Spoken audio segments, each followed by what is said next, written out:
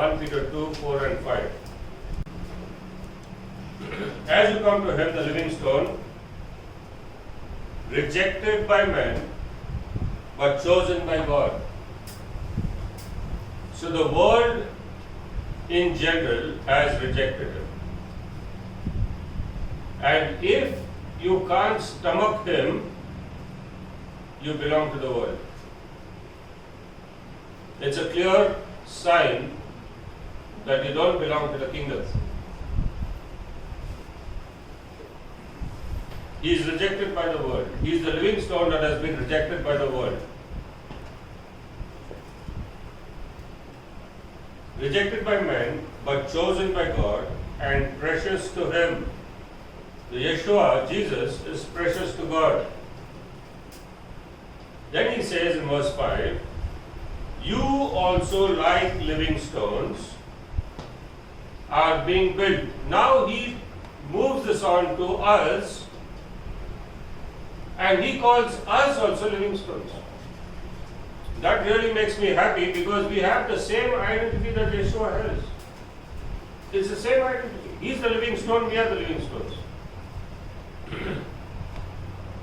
Now, verse 4 states that as you come to him, that is, when you choose to come to him, you are transformed to be like him.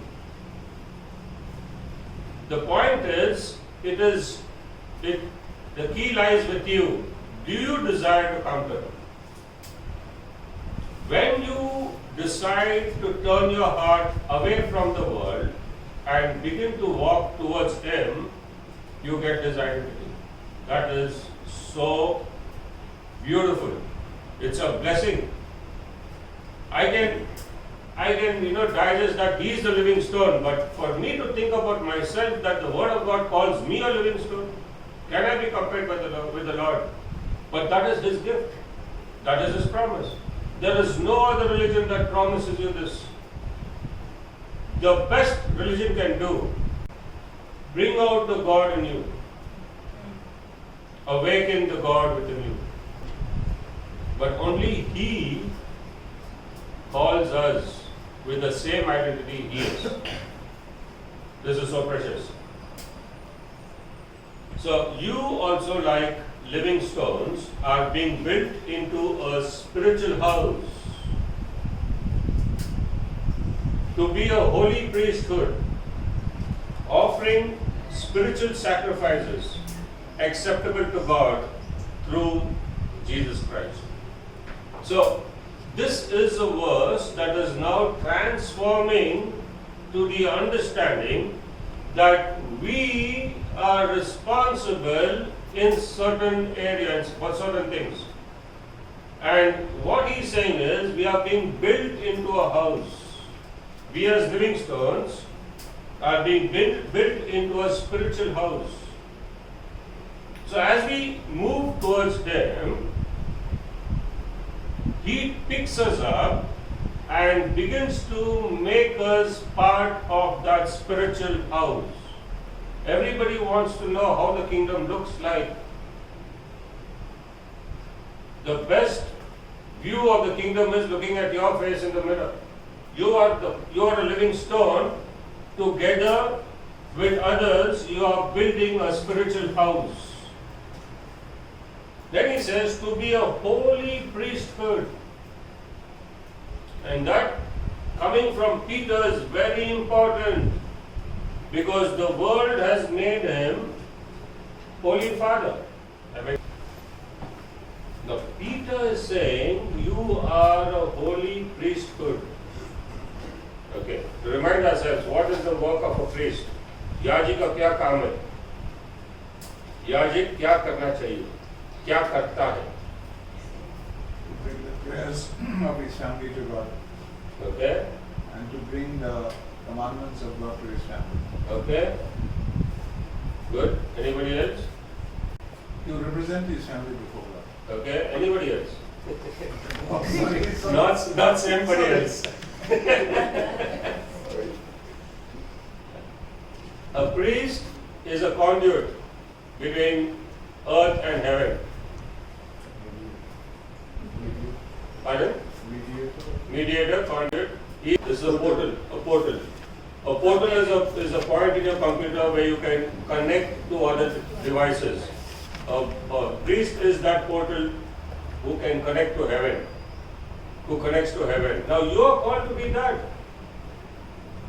That's what Peter says. If you come to Him, that is, if you turn your heart and present yourself to Him and accept Him as Lord, like the living stone, you become a living stone to be a holy priest. So the portal information or understanding is very important because we all are supposed to connect with heaven and help others through us connect to heaven.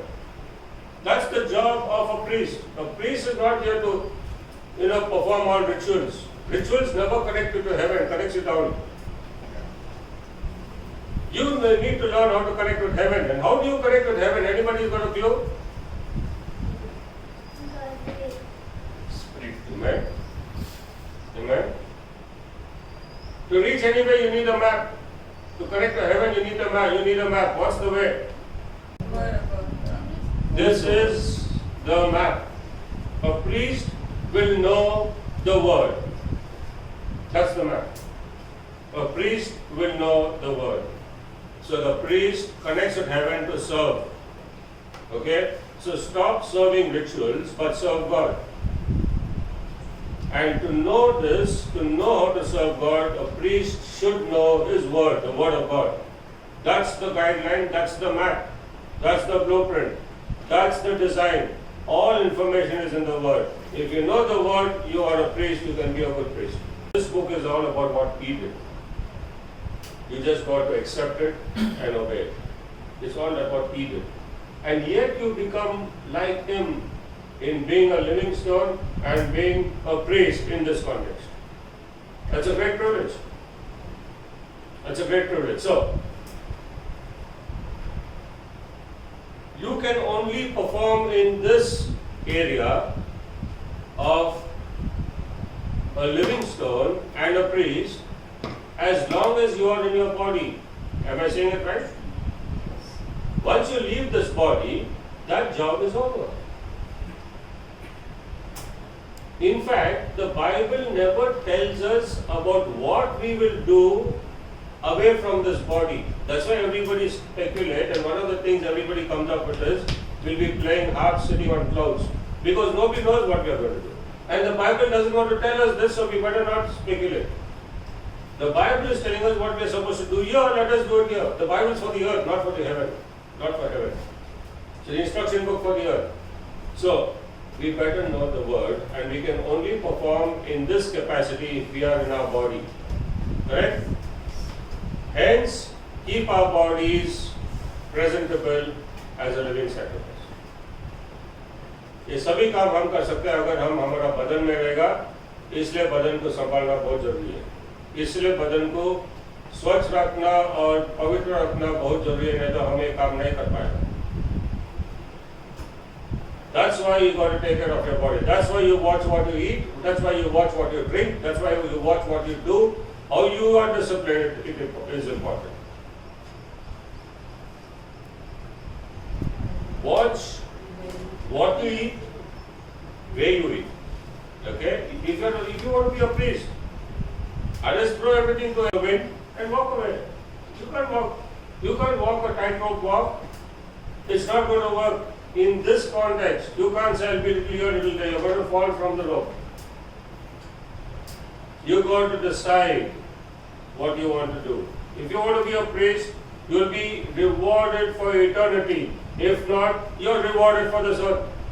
It's all over. Jesus said, you get your rewards over here. After that, pay for all those rewards. Payback time. Payback time starts, and that lasts for an eternity. My. That's so dangerous. So a priest remembers his body is very important, otherwise he is useless in God's hands. The high priest kept his body perfect, sinless, and offered it on the cross. We take it as an example from him. He said, if you want to follow me, pick up your cross and follow me. He didn't say throw your cross away because I'm picking up the cross. Did he say that? He said pick up your cross and follow me. So your journey is going to be a journey of sacrifice. That's a very honorable word. Your journey is going to be a journey if you want to look at it as challenge. But I don't look at it as challenge because the Lord said, my grace is sufficient. I mean, which father will put a son through any struggle unless the son thinks he's an adult and doesn't want the father's help, and God is like that. So, pick up your cross with the understanding that His grace is sufficient. Is that okay? Don't you ever think, oh, I have to now pick up my cross, now look at this life of mine, next 40 years, or maybe 60 years, I have to drag this cross along. Who's this God? What kind of a thing He did for me? It's all nonsense. When He says, my grace is sufficient, He has given you the vehicle and the fuel. What more you want? And the wheels are not going to go away. A vehicle has got wings. I mean, you get it down. All you need to do is partner with Him. So that's where we are. Okay. So are you happy? Yeah. This is happiness for Jesus Christ. Okay. So now I shift my focus to where we left off last Sunday. Does anybody remember that? This is the foundation I've laid to where we want to go, where we left off last Sunday. Okay, nobody remembers, so I'll remind you. Okay, so we were talking about the building of the temple. Solomon building his temple. See how fast you forget. I praise God for my memory. Amen. Nobody said amen. I said amen. Nobody agrees that I have memory. Yeah. How rude! Now I feel sad from the Everybody should be back. saddened by memory. No family did not say anything. Everybody should be saddened by memory. I was looking at the family and nobody said anything. They are used to all this. Like, no, I admire your memory and Remi's spellings. We got to put more RAM. Got to go and RAM somewhere. Okay. So we were learning about Solomon's temple, and I want to take you to 1 Kings chapter 5. How many times you read the book of Kings? It's a very interesting book. What do you think nobody reads it? Because it has so many kings in it, and how cool can we keep track? And then to confuse it further, there are 2 kingdoms. You keep bouncing from this kingdom to that kingdom and that kingdom. By the time you come to the end, you don't know where you are. You don't know which king belongs to whom. But anyway, it's a very interesting book. It talks about us because we are kings. Do you believe that? Yes. It talks about us and talks about questions us in which kingdom we are. And then you see your characters in the book of Kings. Yes. How you are, how you behave, you see everything there. Very interesting book. We'll do it someday. Okay. So 1 Kings chapter 5. And let us read verse 12.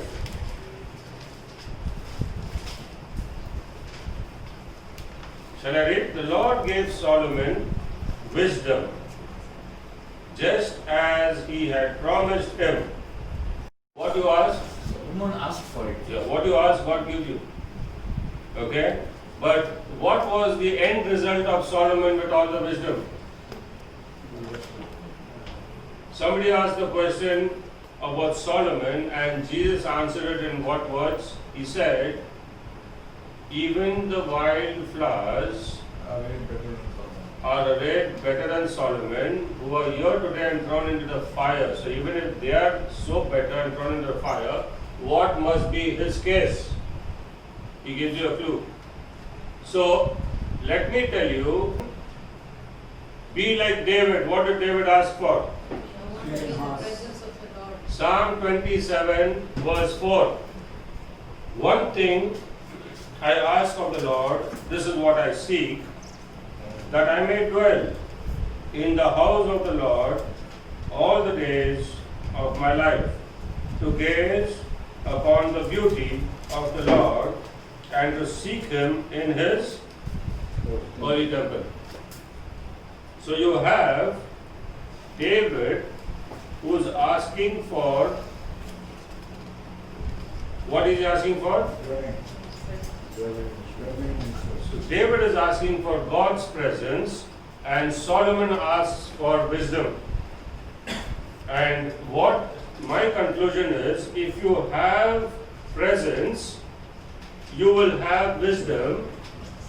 But if you have only wisdom without presence, you will have a lot of trouble. Because it was wisdom that puffed up Lucifer's head. Am I right? What was Lucifer's problem? The root was wisdom. So if you ask for anything, ask for presence. With presence comes everything. Because God teaches you to be humble. In fact, the Word of God says, He lifts up the humble. You know, with wisdom, they try to lift themselves up. Am I right? Anybody with wisdom, they lift. You see any doctor who's very, knowledgeable, he goes and builds his own hospital. He builds himself up. But God says He will build us up if we remain humble. So whose work is better? Man's or God's? The key is given to us. If we can only remain humble, it doesn't matter if you're not in the photo frame, it doesn't matter if nobody interviews you, it doesn't matter if you don't have, following. Today, following is a big thing. Everybody should like. It's okay if you're disliked. Doesn't matter, be humble. Correct? Everybody looks for how many follow, how many like. That's praise God. But the 1/3 that like are now struggling with the fellow they like. Remember? 1/3 of heaven's angels liked the fellow who was proud, and they're struggling with him today. That's why, just a side note, because we're talking about the fellows that fell with Lucifer. They fell from heaven, they were deceived by Lucifer. They are so desirous of serving God. That's why they are found on church pulpits. Follow what I'm saying. They were deceived into following Satan, that they got caught up and gets pushed out of heaven, but they still have the desire to serve God because they were created for that. Only thing, they are fallen now. That's why you find them on church pulpits. Let me clarify. The false teachings, the wrong doctrines, yet coming from the Word. Only demonic doctrines. The Word of God says these are demonic doctrines. Only they have that wisdom and that information to give you doctrine from the Word, but they twist it. They are still in church pulpits, and many use them for preaching. There are testimonies of the fellows who have got delivered from this, of the men who have got delivered from this using these powers. There are testimonies. If you search, you'll find them. They tell you how they got their powers and how they filled their churches. Because these demons who love to preach fill church pulpits and teach the wrong things from the very Word of God. Satan knows the Word of God very well. Okay. So, David asked for presence. If only I can dwell in your house, O Lord, all the days of my life, and to gaze on your beauty.